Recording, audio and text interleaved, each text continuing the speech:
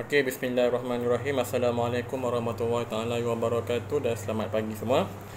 Okey, terlebih dahulu saya ingin mengucapkan terima kasih di atas kesudian lah. Okey, untuk kita menyambung kita punya pembelajaran untuk pada hari ini. Alright, so pada kelas yang minggu lepas saya ada menerangkan sedikit mengenai struktur dan juga fungsi salur darah utama. Okey, yang kita ada tiga, iaitu kita ada arteri, kita ada kapilari dan juga kita ada vena. Okey. Dan setiap daripada salur darah ini ada dia punya strukturnya, ada dia punya fungsinya dan juga dia punya peredaran darahnya tersendiri. Okey. So dan lepas itu saya juga ada menerangkan sedikit mengenai denyutan jantung. Okey, kita ada membincangkan berkenaan dengan bunyi. Okey, bunyi jantung ada dua, loop dan dup. Okey, di mana kita boleh mendengar bunyi loop dan dup ini dalam dua kitaran jantung, iaitu sistol dan juga diastol. Okey, di mana sistol ni adalah peringkat yang di mana jantung ini dia aktif. Okey, dia dalam peringkat dia mengecut, dia contract. Okey, dia akan menghasilkan satu bunyi, iaitu bunyi loop. Okey, di mana bunyi loop disebabkan oleh penutupan injap trikuspid dan juga injap bikuspid. Okey, dan pada peringkat diastol. Okey, pada peringkat diastol iaitu peringkat di mana jantung ni dikatakan berehat. Okey, jantung ni mengendur. Okey, apabila jantung dalam keadaan diastol iaitu dalam keadaan berehat, okey, bunyi dup yang akan didengari. Di mana bunyi dup disebabkan oleh penutupan injap sabit. Okey. So ini tentang sistol dan juga diastol. Kemudian kita ada membincangkan sedikit mengenai pengukuran tekanan darah. Okey. So, kita menggunakan satu alat dipanggil sebagai sphygmomanometer. Okey. So, sphygmomanometer adalah jenis alat yang digunakan untuk mengukur tekanan darah. Okey. So, kita ada dua jenis, iaitu jenis yang konvensional, iaitu manual, dan juga jenis yang automated sekarang ni yang dah hadir dekat farmasi. Okey. So, untuk tekanan darah, okey, ada dua bacaan, iaitu bacaan sistolik dan juga bacaan diastolik. Okey, di mana bacaan sistolik kita akan refer kepada bahagian atas. Okey, selalunya yang dalam keadaan normal sistolik antara 110 hingga 120. Okey, manakala diastolik ialah bacaan di bawah. Okey, selalunya yang normal antara 60 hingga 80. Okey, so ini adalah bacaan tekanan darah bagi seseorang individu. Okey, dan untuk mengesan, okey, untuk menentukan tekanan darah seseorang, okey, kalau zaman-zaman yang konvensional dengan menggunakan alatan yang konvensional, kita sebenarnya mendengarkan bunyi. Okey, so bila darah kita mengalir dalam saluran darah, okay, dia akan menghasilkan bunyi-bunyi yang tertentu. Okey, so bunyi itu kita boleh dengar dengan menggunakan stetoskop. Okey, lepas tu kalau kamu dengar, kalau dekat klinik, kalau doktor, kalau digunakan yang alat sphygmomanometer yang konvensional, okey, dia akan pakai stetoskop dan dia akan letak pada kamu punya dekat elbow ni, dekat sendi ni, dekat siku ni, anda akan letak dan akan dengar. Sebab tekanan darah ni akan diukur berdasarkan kepada bunyi, bukan kepada kita lihat dekat situ. Okey, so bunyi tu yang akan menentukan sistolik dan juga diastolik. Tak apa, so, nanti masa insya-Allah bila dah naik sekolah, okey, saya akan tunjukkan pada kamu sphygmomanometer yang ada. Okey, yang saya ada lah. Okay, saya ada dua, iaitu yang konvensional dan juga yang automated. So, kita akan tengok dan kita akan praktikkan bagaimana seseorang, doktor, mengambil ukuran tekanan darah. Okey.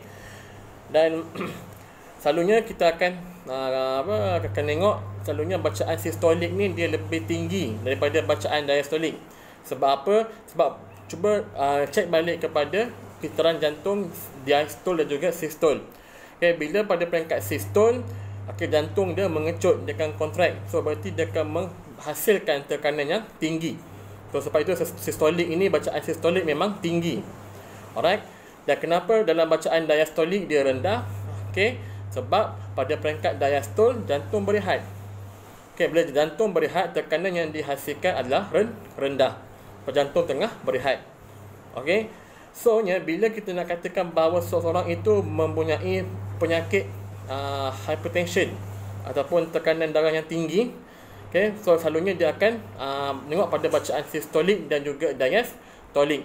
Okay, kalau sistoliknya tinggi, okay, melebihi 120, mungkin 130, 140 dan sebagainya, okay, kita katakan bahawa orang itu mengalami penyakit hypertension. Okay. Tetapi untuk doktor, selalunya kita akan tengok bacaan diastolik. Itu yang paling merungsingkan. Jika bacaan diastolik itu tinggi, contohnya yang bacaan bawah itu melebihi 80, mungkin 100, mungkin 110, mungkin 120. So, bila bacaan diastolik ni dia tinggi, dia memberitahu pada kita bahawa pada peringkat diastol jantung, jantung tidak berehat dengan secukupnya. Okey. Apabila jantung tidak berehat dengan secukupnya, apa yang berlaku ialah darah beroksigen untuk sampai ke jantung adalah rendah. Okey. Jantung ini, kalau kamu nak tahu, ni untuk pengetahuan tambahan, jantung, organ jantung kita ini hanya mendapat bekalan darah beroksigen dalam keadaan diastol. So, bila jantung itu berehat, baru darah yang beroksigen akan masuk ke organ jantung kita melalui arteri-arteri yang supply kepada jantung sahaja. So, jantung hanya akan menerima darah beroksigen pada peringkat diastol. Pada peringkat sistol, dia mengecut, dia bekerja. Bila dia bekerja, dia supply darah pada anggota badan yang lain. So, jantung ini dia hanya akan terima darah beroksigen pada peringkat diastol.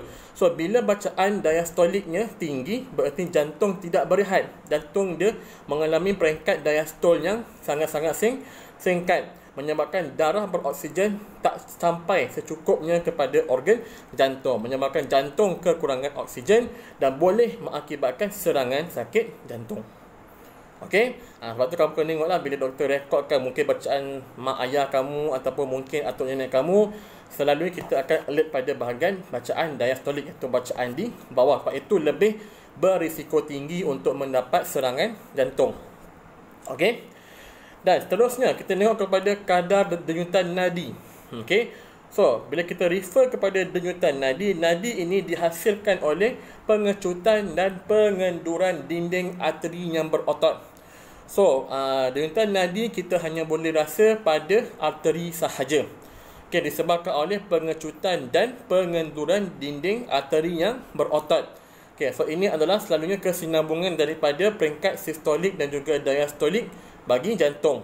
Okey, apabila jantung mengecut dan berehat, okey, tekanan itu akan sampai kepada arteri. So, arteri akan menyebabkan arteri itu akan mula mengecut dan juga mengendulah mengikut kesesuaiannya, okey, berdasarkan kepada denyutan jantung tadi.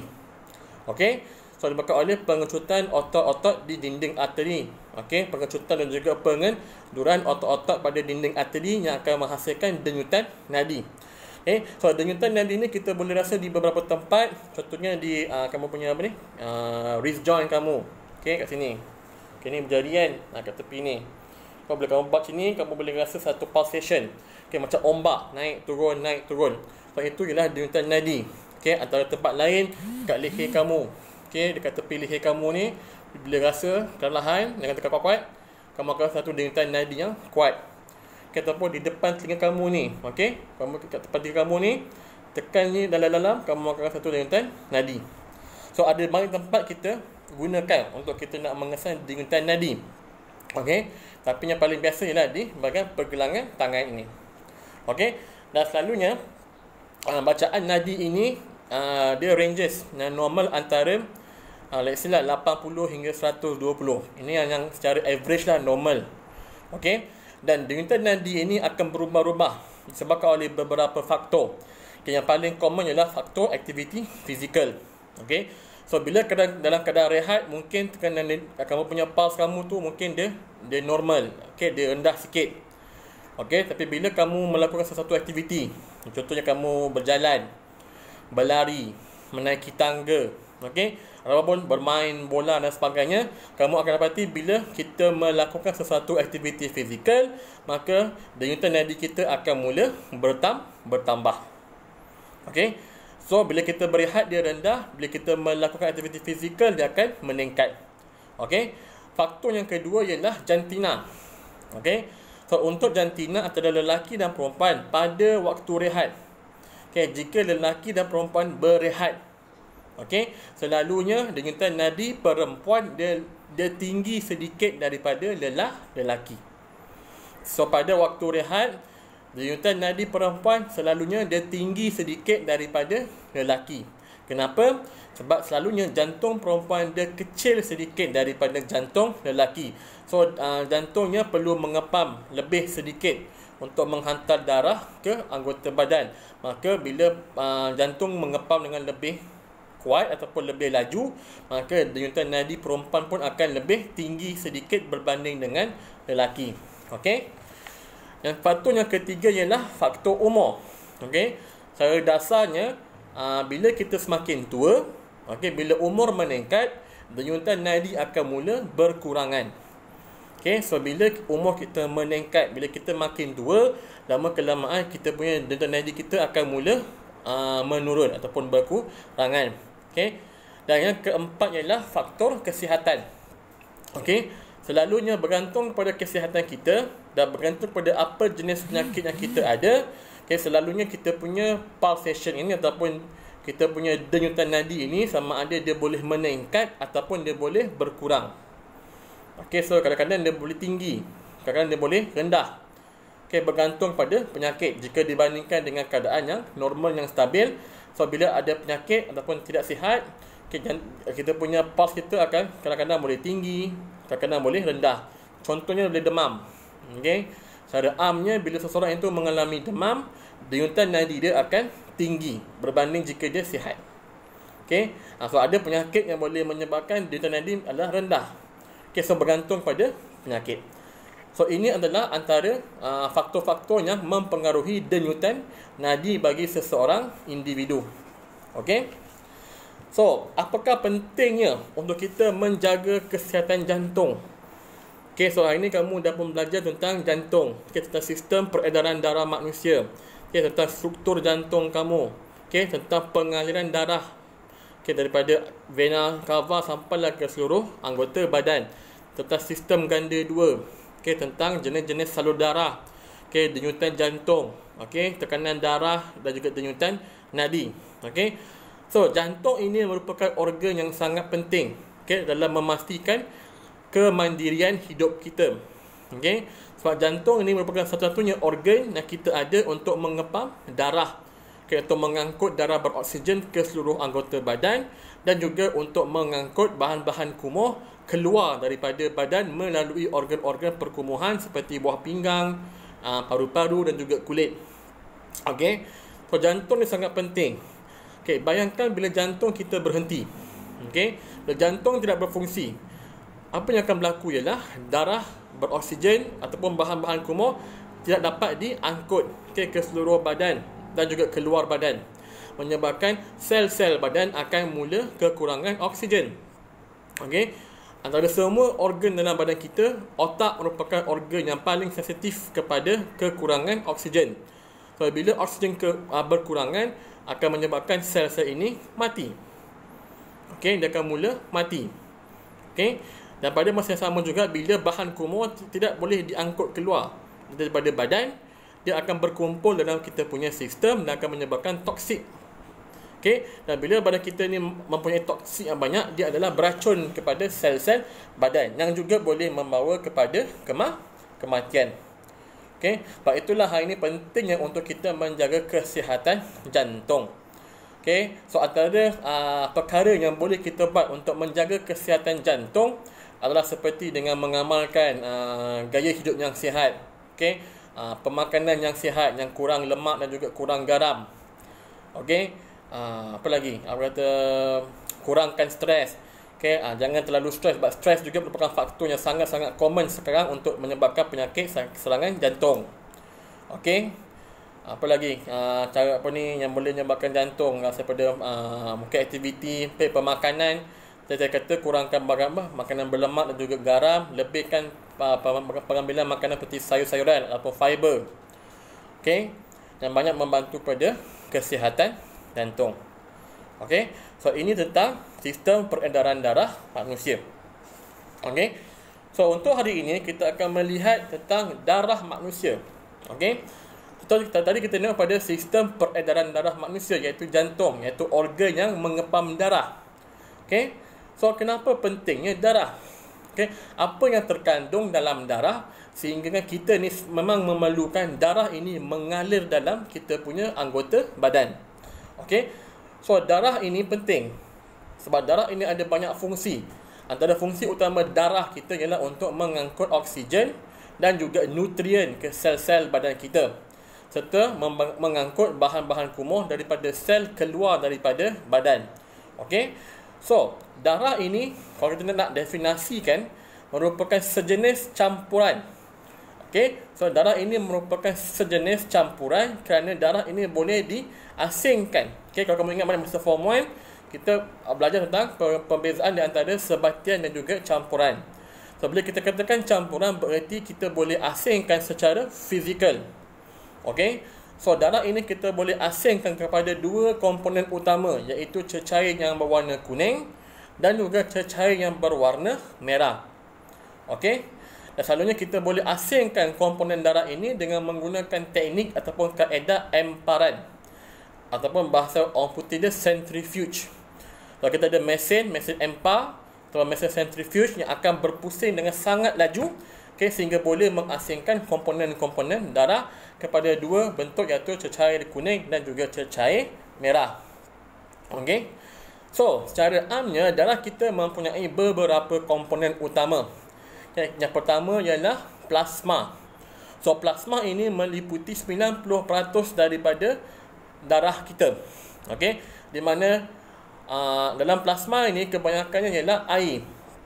Okey, so 90% ialah air. Manakala 10% lagi yang membentuk plasma adalah daripada bahan-bahan larut air.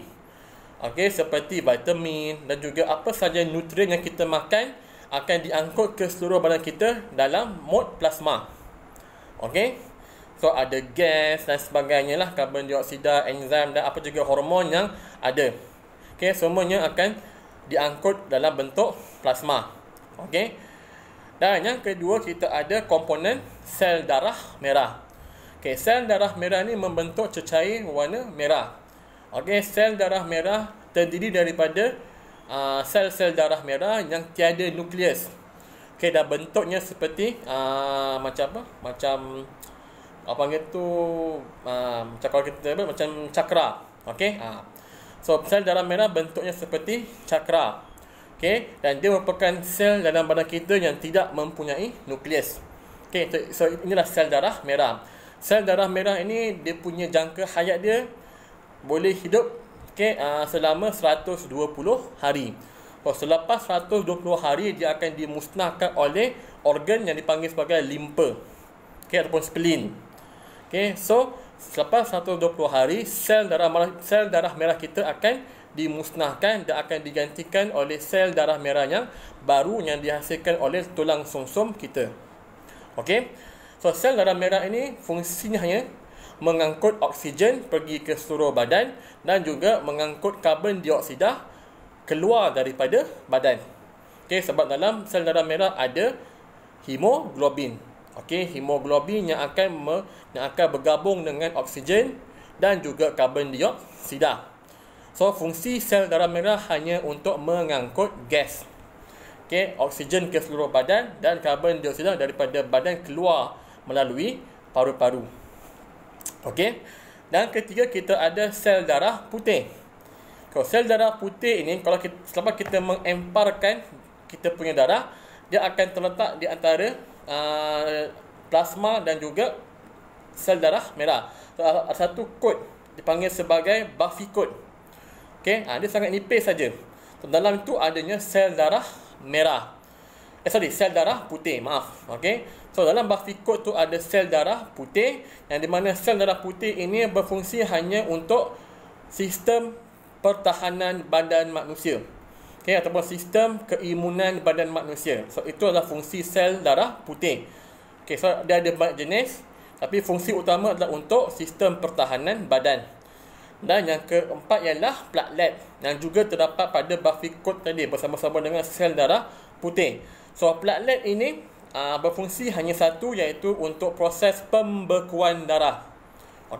So bila kamu terluka, kamu kena pisau atau apa sebagainya, darah kamu akan mengalir. Okey, betul. Tapi bila kamu tekan ataupun kamu biarkan, lama kelamaan kamu akan dapati darah itu akan berhenti mengalir. Sebab apa? Platelet akan terus bertindak sebagai proses pembekuan darah, di mana dia akan terus menutup luka tersebut. Okey, so platelet ni sangat penting untuk pembekuan darah. Alright. So ini tentang komponen-komponen darah. So ada sel darah merah, sel darah putih, kita ada platelet dan juga kita ada plasma. Okey. Seterusnya kita tengok kepada jenis darah manusia. Okey, ataupun kumpulan darah manusia. So setiap daripada kita ini ada kumpulan darah kita yang tersendiri. Okey. So sebenarnya kalau diikutkan ada banyak jenis kumpulan darah, tapi untuk pengetahuan kita yang biasa kita gunakan ialah satu sistem dipanggil sebagai sistem ABO. Okey, so sistem ABO ni adalah satu sistem kumpulan darah yang telah pun diasaskan oleh Karl Landsteiner. Okey, seorang saintis Karl Landsteiner pada tahun 1901. Okey, so dia yang mengasaskan sistem kumpulan darah ABO. So, dalam sistem kumpulan darah ABO ni ada 4 kumpulan darah yang asas. Kumpulan A, kumpulan B, AB dan juga O. Okey, so A, B, AB dan juga O. So, kumpulan darah ini akan ditentukan dengan kehadiran antigen. Okey. So, apa tu antigen? Okey, kamu ingat ke tak masa kamu belajar masa form 2? Okey, antigen ialah sejenis benda asing ataupun bahan asing yang selalunya ada pada permukaan sel. Okey, dia sebagai ID kita, macam kita punya IC. So, antigen ini ialah seperti IC. Dia macam pengenalan diri kepada setiap sel, sama ada sel badan ataupun sel yang daripada luar. Okey. So, untuk kumpulan darah ABO ada 2 jenis antigen, iaitu antigen A dan juga antigen B. Okey. So, apa sahaja maksudnya kalaulah permukaan darah kamu itu ada antigen A. Okey, berarti kamu mempunyai kumpulan darah A. Okey. Jika kamu mempunyai antigen B di permukaan sel darah merah kamu adalah kumpulan darah B. Okey. Jika permukaan sel darah merah kamu ada antigen A dan B, so kamu mempunyai kumpulan darah AB. Okey. Dan jika tiada antigen pada permukaan sel darah merah kamu dipanggil sebagai kumpulan darah O. Okey, so kumpulan darah A ada antigen A sahaja, kumpulan darah B ada antigen B, kumpulan darah AB ada antigen A dan B, kumpulan darah O tidak mempunyai sebarang antigen. Okey, so inilah yang dipanggil sebagai kumpulan darah manusia, iaitu kumpulan sistem ABO. Okey, dan bila ada antigen, selalunya dia mesti ada antibody. So antibody adalah sejenis protein yang selalunya wujud disebabkan oleh antigen. Okey, dalam konteks darah kita, okey, contoh kita ambil kumpulan darah A. So untuk orang yang mempunyai kumpulan darah A, okey, dia akan mempunyai antibody anti-B. Okey, dia reverse. So kalau orang yang darah A, selalunya dia akan mempunyai kumpulan darah, dia akan mempunyai antibody anti-B. Okey. So kena ingat dia akan terbalik. So kumpulan darah A dia ada antibody B ataupun anti-B. Kumpulan darah B, dia juga akan mempunyai antibody anti-A. Okey. Kumpulan darah AB, dia akan mempunyai antibody tak? Tidak. Okey, so kumpulan darah AB dia tidak mempunyai sebarang antibody A ataupun antibody B. Okey. Untuk kumpulan darah O, dia akan mempunyai kedua-dua antibody, iaitu anti-A dan juga anti-B. Alright. So kena ingat dia terbalik. So bila kita ada antigen A, berarti dalam darah dia juga ada antibody B. Okey. Kalau dia darah B, dia ada antibody A. Kalau dia darah AB, dia tidak mempunyai sebarang antibody A ataupun B. Dan jika dia darah O, dia mempunyai kedua-dua antibody A dan juga B. Okey. Sebab apa? Sebab bila kita ni darah A, okey, kita ada anti-B. Bererti bila kita menerima, okey, bila kita menerima darah daripada kumpulan B, okey, apa yang akan berlaku ialah anti-B ataupun antibody B yang terdapat dalam kumpulan darah A, dia akan menyerang antigen B. Okey, dan akan menyebabkan aglutinasi ataupun kita panggil sebagai penggumpalan darah. So, dia adalah satu mekanisme untuk memastikan bahawa tiada darah asing, okay, yang masuk ke dalam badan kita. Okay, iaitu fungsi anti-A dan juga anti-B. Okay, so dengan adanya pemahaman tentang konteks antigen dan juga antibody bagi kumpulan darah, so kita boleh tentukan, okay, dalam konteks pendermaan darah ataupun blood donation, siapa yang boleh terima darah siapa. Contohnya bagi orang yang mempunyai kumpulan darah A. Okey. So, jika penerima ialah kumpulan darah A, maka pendermanya mestilah daripada kumpulan darah A ataupun darah O. Okey. Sebab apa? Sebab darah O dia tak ada antigen A dan B. So, dia boleh diterima oleh darah A. Okey. Dan untuk penerimanya kumpulan B, okay, jika penerimanya kumpulan B, maka pendermanya mesti daripada kumpulan B juga dan juga O. Okey. Dan jika penerima kumpulan AB, okey, so jika penerima ni kumpulan AB, dia boleh menerima darah daripada darah A, darah B dan juga darah AB serta darah O. So, penerima AB ini dia boleh terima darah daripada semua kumpulan A, B, AB dan juga O. Okey. Dan jika penerima kumpulan darah O, dia hanya boleh menerima kumpulan darah O sahaja. Okey. Faham? Mungkin agak confused, tak apa. Fahamkan dulu, nanti kita akan bincang balik lepas kita naik sekolah nanti. Okey. So, ingat ini, penerima A dia akan terima A dan O. Penerima B dia akan terima B dan O. Penerima AB dia akan terima A, B, O. Dan penerima O dia hanya boleh menerima O sahaja. Okey? Alright. Sebab itulah kenapa penerima AB ini, okey, ataupun siapa yang mempunyai kumpulan darah AB lebih dikenali sebagai penerima universal. Okay, so kumpulan darah AB dikenali sebagai penerima universal sebab dia boleh terima hampir ke semua jenis darah. Okay, manakala untuk kumpulan darah O, okay, mereka ini dikenali sebagai penderma universal. Okay, sebab apa? Sebab betul darah O ni dia hanya boleh menerima darah daripada kumpulan O sahaja. Tetapi dia juga boleh menderma darahnya kepada semua kumpulan A, B, AB dan juga O juga. So, darah O ialah penderma universal, darah B ialah penerima universal. So, siapa yang ada darah O tu, tahniahlah, kamu memang pemurah orangnya. Ya, maka kamu punya darah boleh didermakan kepada seluruh kumpulan darah A, B, AB dan O. Terutama jika orang itu ada O negatif. Okey. Ini memang tentang kumpulan darah. Okey, dia ada banyak lagi sebenarnya. Cuma untuk peringkat kamu, cukup kamu tentang A, B, AB dan O. Alright. So, ini saja tentang kumpulan darah. Sebab itulah bila kita nak memberikan darah, nak menderma darah dan juga menerima darah, selalunya kita akan lihat doktor ataupun nurse yang akan lebih detail. Okay, akan ada dokumentasi darah apa yang kita terima dan apakah kumpulan darah kita. Okey, sebab bila darah ini bercampur ataupun mungkin kita salah derma ataupun salah terima, kita darah A tapi kita terima darah B, okey, ataupun kita terima darah AB.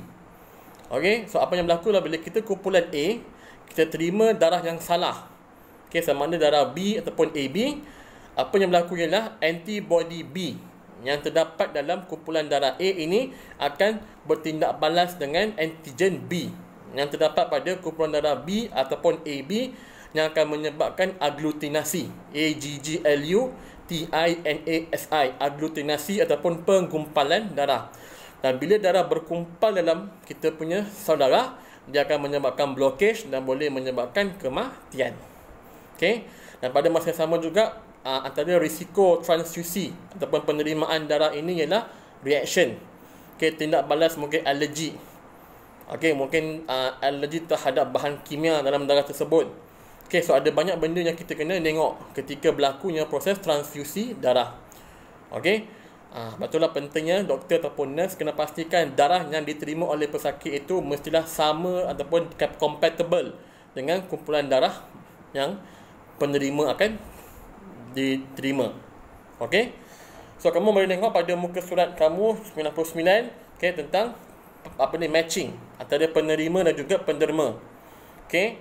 Dan cuba fahamkan dahulu. Okey.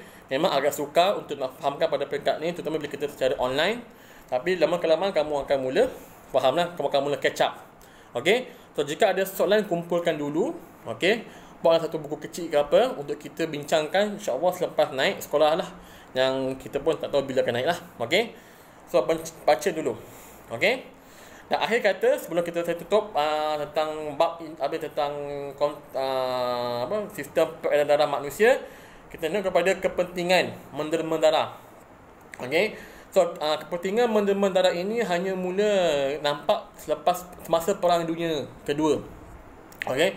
So bila banyak orang yang mati disebabkan oleh kehilangan darah, tapi pada masa itu tidak lagi berlaku penerimaan ataupun transfusi darah. Okey. So apa yang berlaku ialah bila orang kehilangan darah, dia akan mengalami satu simptom berbagai shock yang menyebabkan dia mati. Okey. So pentingnya kita menderma darah. Okey, adalah pertama untuk nak menyelamatkan nyawa. Okey, contohnya bila orang itu kemalangan. Okey, bila dia kehilangan banyak darah. So darahnya hilang, perlu diganti semula. So dengan adanya konsep pendermaan darah ataupun transfusi darah ini, kita boleh menyelamatkan banyak individu, terutamanya mereka yang mengalami kemalangan. Okey, dan pada masa sama juga kita boleh menyelamatkan individu yang mungkin ada penyakit-penyakit lain seperti kanser. Kanser selalunya akan menyebabkan dia punya hemoglobin akan rendah. So dia akan mengalami kekurangan oksigen. So bila kita derma darah kita dan darah kita diberikan kepada penerima yang berhak, so kita boleh bantu dalam mengurangkan simptom-simptom penyakit mereka. Okey. So inilah kepentingan untuk kita sebagai seorang individu untuk menderma darah jika layak. Okey. So untuk menderma darah ni bukan yang boleh sesuka hati. Okey. So dia punya kriteria. Okey, yang pertama untuk kamu nak menderma darah. Okey. Sebelum kamu nak menderma darah, kamu kena pastikan bahawa kamu tu sihat. Okey. Berarti kamu tidak ambil sebarang ubat secara long term, ataupun kalau ambil ubat pun dalam masa lebih kurang 48 jam sebelum kamu nak derma darah, okay, kamu tak ambil sebarang ubat. Okey. So kamu mestilah kamu mesti seorang individu yang dikirakan sihat. Okey, mesti berumur antara 18 hingga 60 tahun. Okey, so 18 hingga 60 tahun. Okey, macam sekarang ni kamu form 3 baru berumur 15 tahun, belum lagi layak untuk menderma darah. So mesti antara 18 hingga 60 tahun. Yang ketiga ialah jisim. Okey, jisim badan kamu mestilah melebihi 45 kilo. Okey, kalau kurang tak boleh derma darah, mesti lebih 45 kilogram. Okey. Dan dia juga seorang yang sihat, berarti dia tak ada sejarah-sejarah seperti penyakit-penyakit seperti kencing manis, darah tinggi, okey, ataupun tiada sejarah hubungan seksual, okey, contoh macam hubungan seksual yang terbuka. Okey, maksudnya panggil sebagai ada interaksi hubungan, okey, dengan ramai orang, okey, multiple partners, okey, orang yang kamu bukannya seorang yang bisexual ataupun homoseksual. Okay, so ada dia punya sejarah-sejarah dia yang akan ditanya. Okay, so nak mengurangkan risiko penyakit berjangkit melalui darah. Okay, tapi secara individunya atau secara amnya, untuk menderma darah mestilah sihat. Okay, jisim kamu mesti 45 kg ke atas, berumur antara 18 hingga 60 tahun dan boleh menderma darah. Okey, dan selalunya bila kita derma darah, kita hanya derma selalunya pada purata 500 ml ataupun bersamaan dengan 1 pint darah, yang 1 bag tu. Okey, dan juga bergantung kepada kita punya berat. Kalau berat lebih, mungkin boleh derma lebih. Okey, Tapi kalau secara average-nya memang satu beg, satu pint darah sahaja. Okey. So baiknya kita derma darah ialah bila kita menderma darah, kita actually sedang mengosongkan kita punya badan daripada sel-sel darah merah yang lama. Okey. So bila kita derma darah, okey, kita akan mengalami kekurangan darah. So tulang sum-sum kita akan menghasilkan sel-sel darah merah yang baru, yang lebih baik. Okay. So antara kepentingan ataupun kebaikan kita menderma darah ialah kita boleh menghasilkan sel darah merah yang baru, yang di mana kita akan berasa lebih sihat dan lebih cergas. Okay. So ini adalah kebaikan kita menderma darah. Okay. So itu sahaja berkenaan dengan sistem peredaran darah manusia, okay, dan juga kumpulan darah. Okay. So pada hari ini saya akan sertakan juga sedikit latihan formatif, okay, tentang sistem peredaran darah manusia. So sila buat macam biasalah. Okay. So pada minggu depan kita akan tengok pada sistem pengangkutan dalam tumbuhan pula. Okay. So akhir kata, semoga sentiasa sihat. Okay. Selamat menjalani ibadah puasa. Okay. Dan kalau boleh kat rumah, pandai-pandai bagikan masa untuk menghafal, untuk murajaah. Okay. Tadarus Al-Quran. Okay, lepas tu kalau ada kerja rumah, buat kerja rumah, jangan tangguhkan. Okay, lepas tu nak berehat ke, nak main game ke, itu ikut kamu lah, ikut pada mak ayah kamu punya sistem lah. Okay, so buat aktiviti yang berfaedah. Okay, gunakan masa yang ada ni untuk membuat aktiviti yang berfaedah dan juga yang beramal lah ke rumah. Okay, so akhir kata, semoga kita berjumpa lagi di waktu yang akan datang. Assalamualaikum warahmatullahi wabarakatuh.